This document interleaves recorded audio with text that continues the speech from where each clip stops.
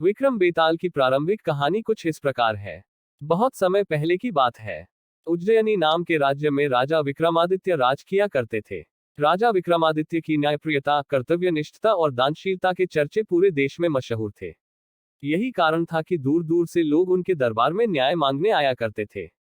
राजा हर दिन अपने दरबार में लोगों की तकलीफों को सुनते और उनका निवारण किया करते थे। एक दिन की बात है। राज दरबार लगा हुआ था। तभी एक भिक्षु विक्रमादित्य के दरबार में आता है और एक फल राजा को देकर चला जाता है। राजा उस फल को कोषाध्यक्ष को दे देता है। उस दिन के बाद से हर रोज वह भिक्षु राजा के दरबार में आने लगा।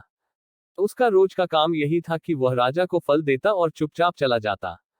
राजा भी प्रत्येक दिन भिक्षु द्वारा दिया गया फल कोषाध्यक्ष को थमा देता। ऐसे करते करते करीब 10 साल बीत गए। एक दिन जब भिक्षु फिर राजा के दरबार में आकर फल देता है, तो इस बार राजा फल कोषाध्यक्ष को न देकर वहां मौजूद एक पालतू बंदर के बच्चे को दे देते हैं। यह बंदर किसी सुरक्षाकर्मी का था, जो छूटकर अचानक राजा के पास आ जाता है। बंदर जब उस फल को खाने के लिए तोड़ता है, तो उस फल के बीच से एक बहुमूल्य रत्न निकलता है। उस रत्न की चमक को देख राज दरबार में मौजूद सभी लोग हैरत में पड़ जाते हैं। राजा भी यह नजारा देख आश्चर्य में पड़ जाता है।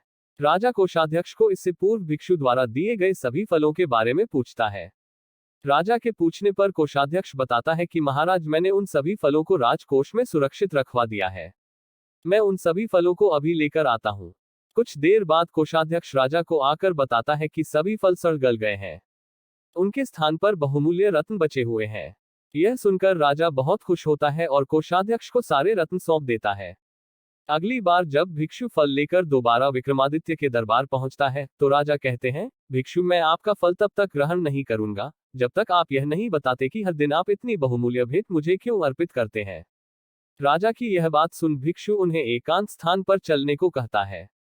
एकांत में ले जाकर भिक्षु राजा को बताता है कि मुझे मंत्र साधना करनी है और उस साधना के लिए मुझे एक वीर पुरुष की जरूरत है। चूंकि मुझे तुमसे वीर दूसरा कोई नहीं मिल सकता, इसलिए यह बहुमूल्य उपहार तुम्हें दे जाता हूं। भिक्षु की बात सुन राजा विक्रमादित्य उसकी सहायता करने का वचन देते हैं। तब भिक्षु राजा को बताता है कि अगली अमावस्या की रात को उसे पास के शमशान आना होगा, जहां वह मंत्र साधना की तैयारी करेगा। इतना कहकर भिक्षु वहां से चला जाता है। अमावस्या का दिन आते ही राजा को भिक्षु की बात याद आती है और वो वचन के अनुसार शमशान पहुंच जाते हैं। राजा को देख भिक्षु बहुत प्रसन्न होता है। भिक्षु कहता है, हे राजन, तुम यहाँ आए, मैं बहुत खुश हुआ कि तुम्हें तुम्हारा वचन याद रहा। अब यहाँ से पूर्व की दिशा में जाओ। वहां एक महाश्मशान मिलेगा। उस महाश्मशान में एक शीशम का एक विशाल वृक्ष है। उस वृक्ष पर एक मुर्दा लटका हुआ है। उस मुर्दे को तुम्हें मेरे पास लेकर आना है। भिक्षु की बात सुनकर राजा सीधे उस मुर्दे को लाने चल देता है। महाश्मशान में पहुंचने के बाद राजा को एक विशाल शीशम के पेड़ पर एक मुर्दा लटका हुआ दिखाई देता है। राजा अपनी तलवार खींचता है और पेड़ से बंधी डोर को काट देता है। डोर कटते ही मुर्दा जमीन पर आ गिरता है और जोर से चीखने की आवाज आती है। दर्द भरी चीख सुन राजा को लगता है कि शायद यह मुर्दा नहीं, बल्कि कोई जिंदा इंसान है।